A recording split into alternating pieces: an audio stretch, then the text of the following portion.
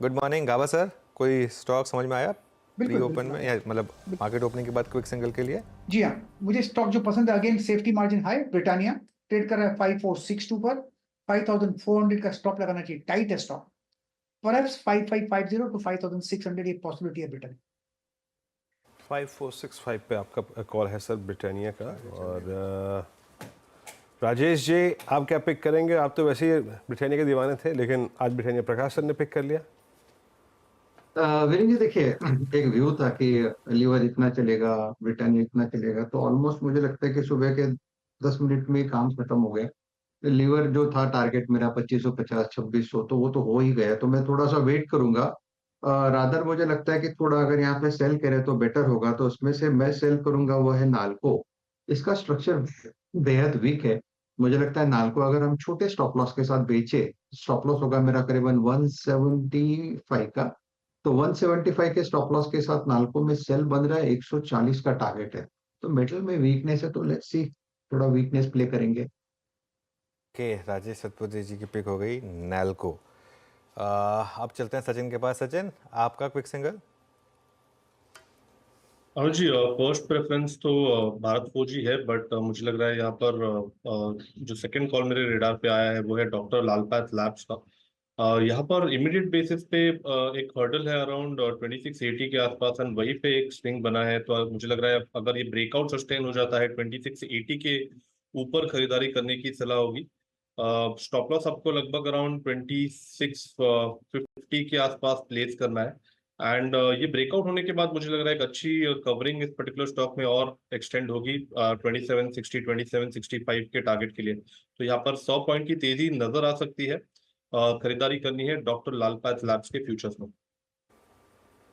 सचिन जी, अगर आप देखें ट्रेड हो गया यहाँ पे डॉक्टर लाल पैथ लैब बाय है अगेन, एक डिफेंसिव स्पेस यहाँ पे। और याद रखिएगा इस बार अर्निंग्स भी काफ़ी अच्छी खासी थी इनके। मानस, आप क्या पिक करेंगे?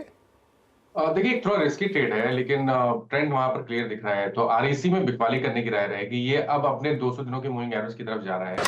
बिकवाली करने में कैश या फ्यूचर में ना करें, आई थिंक पुट ऑप्शन के थ्रू करें इस ट्रेड को। तो पुट ऑप्शन ले ले 450 वाला, 51 रुपए, 51 रुपीज पे ट्रेड हो रहा है ये ऑप्शन। 450 का पुट ऑप्शन आरईसी का, वहां पर खरीदारी करें। 39 का स्टॉप लॉस लगाएं और 75 रुपीज के टारगेट सेट। तो यहाँ पे आरईसी कल के अगर आप देखें सेल ऑफ के बाद आज फिर सिंक होता हुआ। इनफैक्ट निफ्टी अब 21945 पे अनुज सिंक हो गया है ना। नहीं, वो होगा। और वीरू, और देखिए क्या होता है ना, थोड़ा सा जिन स्टॉक्स में आपने फिंगर्स बर्न किए हैं उसमें हल्का सा भी पुल बैक मिलेगा आपको, तो आप थोड़ा बुक करेंगे ना। अब मैं आपको बताता हूँ, जो मैं सुबह भी एक चीज़ बोला था, आप लेकर आइए हैल, हिंदुस्तान एरोनॉटिक्स। अब आप लेकर आइए BEL। अब आप लेकर आइए BHEL। ये देखिए, ये सारे स्टॉक्स सबसे पहले सिंक होने शुरू हो गए। हल्की से भी रिकवरी क्यों? क्योंकि कल अब REC PFC देख लीजिए। अभी कुछ टाइम के लिए आपको इन स्टॉक से दूर रहना है। मैं फिर बोल रहा हूँ, देखिए अब PSU में बहुत लोग बोलेंगे लेकिन ONGC में चल रहा है। हाँ चल रहा है, क्योंकि एक चीज़ ONGC इतना चला नहीं था, और दूसरा ONGC में इतना वैल्यूएशन मिसमैच नहीं हुआ था जो इन स्टॉक्स में हो गया था। तो इसके लिए थोड़ा सा आपको PSUs में जो है ना, ये उस हिसाब से सोच कर ही काम करना है, ये समझ लीजिए। और ये वॉलेटिलिटी रहेगी थोड़े टाइम के लिए। अगर ये वॉलेटिलिटी नहीं ले सकते ना आप, कुछ टाइम के लिए दूर हो जाइए मार्केट से। कुछ टाइम के लिए दूर हो जाइए, मैं फिर कह रहा हूँ, कोई दिक्कत नहीं है। और मैं तो फिर कह रहा हूँ, मार्केट में समीकरण बदलें, मार्केट में समीकरण बदलें, उसको रियलाइज़ करना ज़रूरी है और उसके हिसाब से ट्रेड करिए। ज़रूरी नहीं है कि हर मार्केट आपको पैसा बना के ही दे। जैम प्राइस 1 मिनट टिक रहा है, उसके बाद सिंक हो रहा है। याद रखिएगा इस सेलिंग के आगे खड़ा होना बहुत समझदारी की बात नहीं है इस वक्त। प्रशांत, आपका ट्रेड क्या है इस वक्त? जी वीरू जी, गुड मॉर्निंग। एस्कॉर्ट्स में मुझे एक वीकनेस नजर आ रहा है और ऑलमोस्ट 3800 पे था जब मैंने स्पॉट किया था। स्टॉप लॉस वही रखेंगे डे हाई के ऊपर, जो होगा 3870, 3870। टारगेट मुझे लग रहा है कि ये 3600 से लेके 3550 के जोन को टेस्ट कर सकता है। सो रिस्क रिवॉर्ड काफी अच्छा है। सो एस्कॉर्ट में सेल की राय होगी। ओके, एक बार जरा IRCTC लेकर आइए। और देखिए रेलवे स्टॉक्स में अब क्या हो रहा है, अगेन जो बहुत ज़्यादा भाग गए थे, IRCTC ये लीड कर रहा है। एक बार इरकॉन वगैरह भी देख लेते हैं, रेलवे स्टॉक्स। मेरे ख्याल से वहाँ पर भी थोड़ी सी करेक्शन आ गई होगी शायद।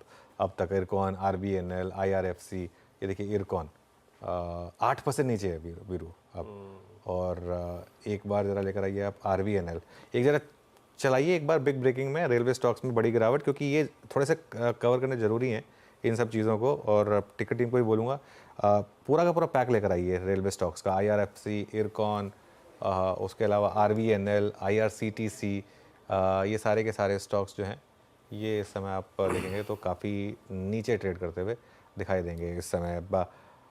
आशीष बहेती जी, आपने लिया कोई ट्रेड? जी अनुज जी, इनफैक्ट थोड़ा सा काउंटर ट्रेड रहेगा। ल्यूपिन पे खरीदारी की सलाह रहेगी। स्टॉक जरूर प्रेशर में है, बट हमें लग रहा है कि एक अच्छा रिस्क रिवॉर्ड फेवरेबल है इन लेवल्स पे ल्यूपिन में खरीदारी में। तो ल्यूपिन में एक तेजी की तरफ ट्रेड बनाया जा सकता है। जो उसमें स्टॉप लॉस मेंटेन करना है वो 1550 का एक एसएल मेंटेन करें। हमें लगता है इसमें 1620 तक के लेवल देखने मिल सकते हैं। ल्यूपिन आप बाय कर रहे हैं। थोड़ा सा देखिए, अब ट्रेड्स तो पूरे हो गए, बहुत ज़्यादा ट्रेड्स पे कैपिटलाइज नहीं करेंगे। इस वक्त आशीष शत्रुमोता हमारे साथ मौजूद हैं। आशीष, गुड मॉर्निंग, कार्यक्रम में स्वागत है आपका। आशीष, इनफैक्ट मैं आपसे जो बात पूछना चाह रहा हूँ कि कल आपने कैलकुलेशंस किए होंगे, क्योंकि आपने रेलवेज को भी खेला था अच्छी तरीके से, आपने कैपिटल गुड्स को भी खेला था अच्छी तरीके से, आपने PSU बैंक्स को अच्छी तरह से कैपिटलाइज किया था। आप लोगों ने क्या सेंस डेवलप किया है, क्या कर रहे हैं आप? अपना एक्सपोजर घटा रहे हैं इस प्राइस पर भी आप? बिल्कुल, देखिए वीरेंद्र, हम कल भी ये बात कर रहे थे और कि अब कंजम्पशन थीम की तरफ जाना पड़ेगा। अब वो स्टॉक्स पे जाना पड़ेगा जहां पर पे आपको रैली पिछले 2-3 सालों में नहीं मिली और वहां पर पे एक वैल्यू इमर्ज भी हो रही है, क्योंकि वैल्यूएशन की कंफर्ट वहां पे है। चाहे वो लार्ज कैप प्राइवेट बैंक्स हो, चाहे कंजम्पशन थीम हो, चाहे कुछ ऐसे स्टॉक जहां पर पे आईटी के अंदर में जहां पर आपको अब डाउन साइड आपको लिमिटेड लगती है। और डेफिनेटली आपको अब कहीं ना कहीं अपना एक्सपोजर इस पूरी थीम में, चाहे वो रेलवे हो, डिफेंस हो, पावर हो, इसमें थोड़ा सा आप कम रखना पड़ेगा। क्योंकि जब कैपिटल एलोकेशन पे के ऊपर अभी आपको क्लैरिटी नहीं है कि किस तरह का कैपिटल एलोकेशन यहाँ पर पे होगा, तो जो सेक्टर को एक प्रीमियम मिल रहा था वो प्रीमियम घटेगा और उसके चलते आप देखेंगे बड़ी वोलेटिलिटी देखने को मिलेगी। और जैसे अभी अनुज कह रहे थे कि आज भी आप देख रहे हैं रेलवे के स्टॉक में बड़ी गिरावट आ रही है, तो ये आपको ट्रेंड मिलता रहेगा। और ये जो पुलबैक्स आएंगे, इन पुलबैक्स में अभी जल्दबाजी में चढ़ने में कहीं ना कहीं ये पुलबैक के ट्रेड होंगे, ये स्ट्रक्चरल ट्रेंड नहीं होंगे, तो इनमें गलती नहीं करनी चाहिए। तो मेरे हिसाब से अब कोई भी रैली आती है तो यहाँ पर पे इसको अभी पोजीशन को कम करके धीरे धीरे अपने आप को कहीं ना कहीं कंजम्पशन,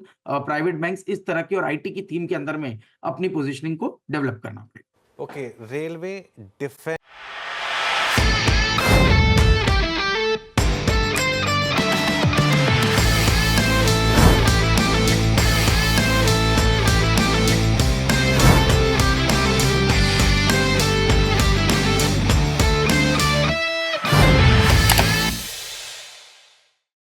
बता दें कि मनी कंट्रोल पर दिए गए विचार एक्सपर्ट्स के अपने निजी विचार होते हैं।